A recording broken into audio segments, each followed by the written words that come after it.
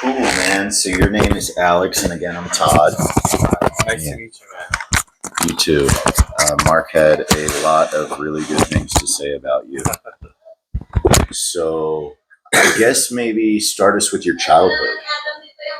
Me, I'm the eldest of three kids. My father's a seafarer, while my mother's a nurse. We built this place as a retirement for my father. We have been in operation for like 14 years now, going to 15. This is business in general, or the hotel? The hotel, yeah. The hotel. Wow. And in terms of like, uh, not to get too much into your personal finances, your family's personal finances, but would you say you came from a like poverty, like what type of house were you living in? Like what level were you at in the Filipino community? If you take a look at our neighbor there, uh, we started rough. Me and my parents had me when we were down. My father is a truck driver before, so before he went to the ships to earn money. My mother was a school nurse back then. We didn't have a lot, so whatever you see right now is fruits of their labor. You Hmm. know, What what year about is this? What range of years? I'm not sure. I'm about 39 now, but I like back when I was like 7. My father was always on this tricycle, these strikes, these tuk-tuks, Hmm. and he always say, my mother always say, "Go with your father. Make sure he's not fooling around with any girls." So yeah, we got. I mean, life improved when my father went to the ships. We had some connections in Manila, and he's able to get in. And On the ships, yeah, he was able to use his contacts to get in on the yeah, ships. because you see, we in the Philippines, we take advantage of the exchange rates, Mhm. especially the U.S. dollar. So one U.S. dollar is, I think it's 56 now, Something, yeah, something. 56 something now. So uh, the difference between a land based job and where at the ships is that you come home with all your money. You don't spend for apartment. You don't spend for anything. Everything is provided by the ships. Hmm. So whatever you earn there, you bring back home. So it's why I generate a lot of Filipinos try to go that route. Are the wages generally higher on the ships? I think my father was earning close to 500,000 when he was captain. Five Huh. hundred thousand pesos. What would that be equivalent to now, roughly? Mm, Roughly, it would be higher now would it be like because a million now or no, less? no. Let's say 600,000 pesos per month. Depending on what type of shift. If you had gone to a chemical tanker, well, that gives more risk. So the higher the pay. Hmm. Normally, my father was into this, you know, oil tankers instead of chemical tankers. I mean, Hmm. so the risk is less. So your father's a seafarer. Is he's on oil tankers? Where is his normal route? Like where is he normally sailing? Normally, you would see him in the Middle East. Hmm. They refuel other ships. Would he travel up through the Suez Canal? Do you remember that at Of all? course, yeah. Oh wow. Yeah, but my father he went to a chemical tanker as well, so he's used to all kinds of ships. And Hmm. they kind of settled with oil tankers. So basically, what I hear you saying is you get your family came up from like a struggling situation, Yes, like a very like average Filipino situation. Like there's like yes, no way out. Your mom is working as a school nurse, I exactly. believe, and your dad is working as a tricycle driver. Yeah, At that point, if I guess, I don't know too much about the Philippines. I would imagine maybe your mom is making slightly more money than your dad, or at least more steadily. So we actually lost a large part of the interview because for some reason the screen died on the phone. But the part of the interview we were discussing was how a lot of the women here are essentially forced into bars or like a sex work. Alex had some really good insights on that. Talking about how he actually just had to leave his girlfriend because of these kind of things. I can relate to that. I passed two girlfriends here. Um, the first one was involved in that, and I didn't know until the day that I landed in the Philippines after 1 year at LDR. And I'm a pretty street smart guy. And then how my second girlfriend basically tries to find a foreign boyfriend, and if they don't marry her in 3 to 6 months, she'll go out and do sex work and then find another boyfriend, and if they don't marry her, blah blah blah. It keeps going on and on and on and on.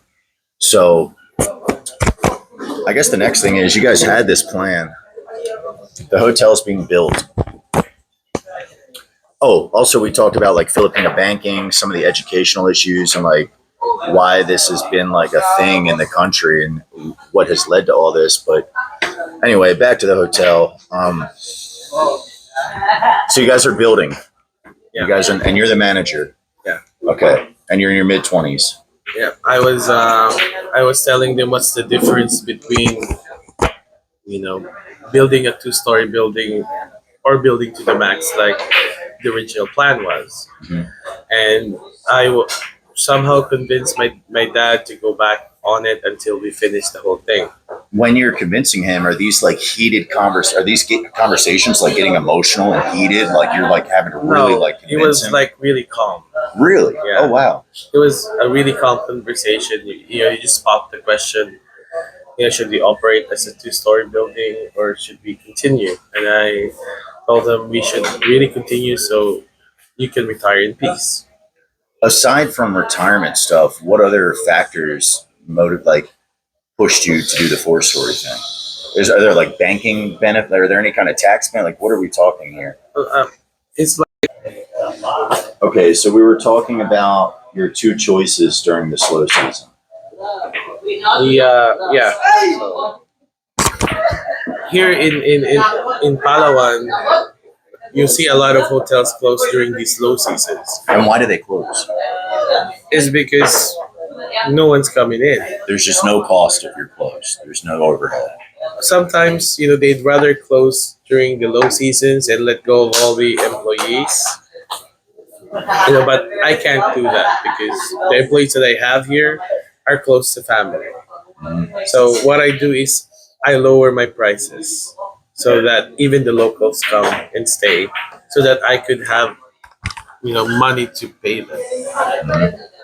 So every low season, every business here is work is either closed or operating as at a loss. At a loss. Yeah. No, not even break even.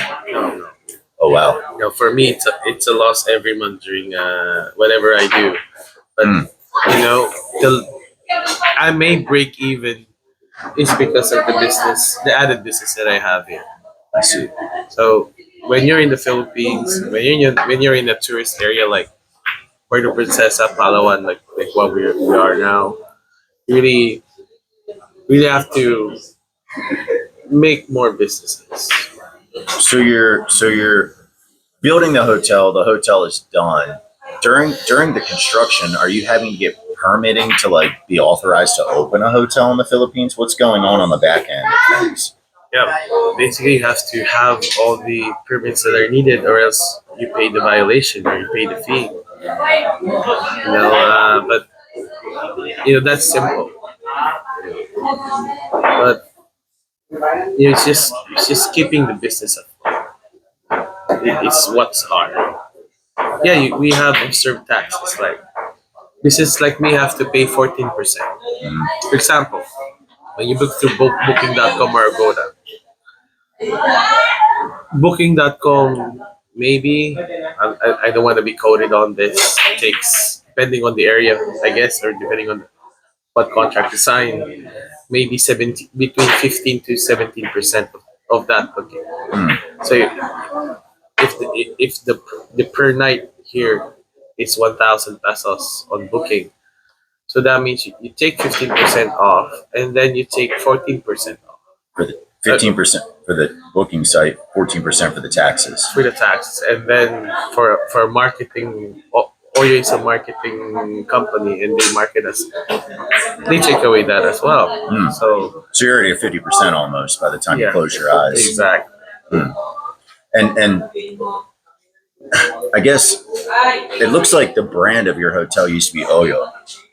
Did I say that right? OYO? No, it used to be Dad's Bayview, Oh. but then I signed this contract with Oyo. It's because I cannot be bothered to pay every month or every year a certain amount of money for a channel manager. Which is a channel manager. What is that? A channel manager is the one who manages all your bookings. You see, for visibility, you have to be open to more portals. It's not just Booking.com, Agoda, and all of that. And you can't do all that. You need somebody to manage it. It's just too much. You need the channel manager. It is too much. You get overbooked almost every time. It's because, you know, if you have one booking that came in with Booking.com, you have to take care of the rest. You have to adjust the inventory and all the other rest. Yes. What a nightmare, huh? Really, that's why hotels, they pay for channel managers. Oyo offers it as free. Well, technically not free, it's because they take commissions too. Mm-hmm. So all in all, the hotel is left with 50%. Pause. Did you read about all this and know all this going into this business while the construction's going on? Or are you having to like keep pace? Most of the time when I get in business, I'm having to keep pace with the speed that the business is developing. I might know some things and I might be able to learn some things, but a lot of the stuff you're talking about is like really like exclusive industry knowledge that I would assume is very difficult to learn unless you have a high degree from in the hospitality industry or if you've just done it and learned it. So we opened, believe it or not, we opened and I was sleeping at the reception. There was no one coming in. Some of the locals come in, but then the foreigners started coming in. It's because go with Booking.com, go with Agoda. Mm-hmm. So now I registered my business through Booking.com in Agoda, probably like the second month. When you signed with the OYO or whatever, how did you even do that? Did you reach out to them? Did they reach out to you? What's the? Oh no, they have someone employed that goes around all of the hotels, trying to get them to sign a contract. And you signed the contract. Did they give you any kind of upfront bonus or any kind of, hey, you're signed with us. Here's 500K, but you're going to owe us 50% for the rest of your life. No, I some have that option, but I don't know. I don't want to be indebted to a marketing company that may take the business away from me, if you know what I mean. Speaking of that, that was my next question. What are the terms of, like, if you violate? How long is the contract for? What if you violate the contract? For Oyo, for example, it's a 1-year contract. Once your partnership, lasts more than a year, technically you could terminate yourself. Go create a letter from an attorney about the termination. Just send it to them. What happens if you violate within that year? They would normally just say no. Pay us a penalty. It's the thing is, what's hard with working with Oyo, for example, is once you're in, it's hard to get out. Really? It's because they put you for visibility on across all platforms. They create it for you. You sign a contract, and if you terminate, it's either you need a channel manager quickly because you're gonna get overwhelmed by all of this booking platforms now suddenly without a channel manager, and they're all booking. Oyo doesn't have channel manager. You have to find your own. Well, Oyo comes with its own channel manager, which is free. Well, all I'm saying is, if you have more than 20 booking sites like Booking.com, once you terminate, did let go of their channel manager from each one of them. So that's why you're stuck. because you have to find the channel manager at that point and train them and stuff. Exactly. And that's like nobody here knows what that is. Exactly. And once you terminate the partnership, you still have to serve their guests. Yeah, Because if you do not allow, for example, the bookings that are coming from Booking.com, which is made before you broke the contract, right. then you're not only going to be in trouble with Oyo, you are going to get into trouble with Booking.com. And now you lost a platform, and now you have bigger problems. Yes. That's actually been my problem with business in the modern era, if you will, is that, in the olden days, there's no platforms. Like stuff's done like on introduction, door knocking, handshakes, thing like this. And now that we're on all these platforms, God help you if you lose access to platforms. Exactly. You've lost everything. Oyo has been paying for, for example, for Google searches, to optimize your search. They pay for experts that do that, and they also pay so that they could go up. Hmm. Up the list. When you say Palawan hotels, for example, Puerto Princesa hotels, Hmm. and Booking.com, and not only Oil, you have Red Doors, and you have Zen Rooms. They all have deals within each other. No one, it's too complicated for me. As an owner, I just want to accept guests, check them in, check them out, make sure everything's okay. That's it. If I can ask you, why do you work the front desk yourself? Why haven't you had a family member do that on your behalf? It's because it's very hard for us to find someone that's willing to learn. English is it's not always used here. My English is good is because I have proper education. Hmm. What about those that are, basically what I'm saying is if I could have a manager as qualified as me downstairs, but it's going to cost me a lot. Hmm. How much do you think it would cost you Um, a month? 25 to 30,000. Every month, huh? And they probably wouldn't be able to do as good a job as you would for a long time. And again, they're only there for 8 or 9 hours. So that's why I put the bell at the reception. I sleep at the back. Mhm. Because I can hear if my guests want anything, they just ring the bell. Yes. So I'm saving myself money by doing that. What is, well, you don't have to answer this question because sometimes it's not smart to say your next move in life. But if you want to answer the question, what is your next move after the hotel? You know, you've seen my next move last year, so it's been doing great. Once I have more tables, and this is managing by itself, I would probably go for a restaurant, A restaurant. Interesting. or probably just there's so many restaurants here. Prices are really really low too. Mhm. That's why if you go to El Nido, everything's expensive and you get shit food. Sorry, it's true. But when you go to Puerto Princesa, you get value for your money because there's so many restaurants, so many competition. They're not. We're not just catering for foreigners here. In El Nido, they cater for foreigners, obviously. But here, we cater for the locals as well. So like I said, you want the business to earn while there's no season. Mhm. So again, one of my plans is to open a restaurant. But my friend that's my financier that's coming along, we wanna rent a lady bar. Oh yeah.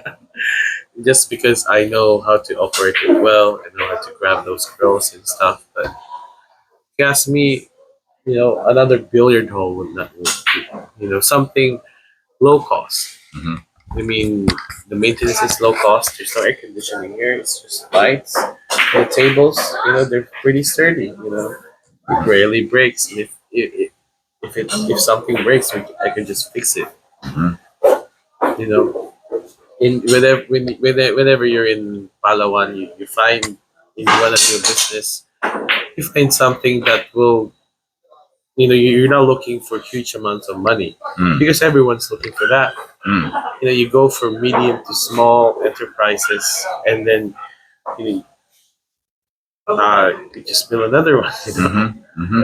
And then you'll find yourself in a better position because you do not put all your eggs in one basket. You know, you would want to have more businesses. So if one or two businesses, you know, goes down the drain, you'd have other businesses to save you. Yes, yes, of course. If it's cool with you, I'm going to pause there and we'll continue tomorrow. Right? Give me 1 second.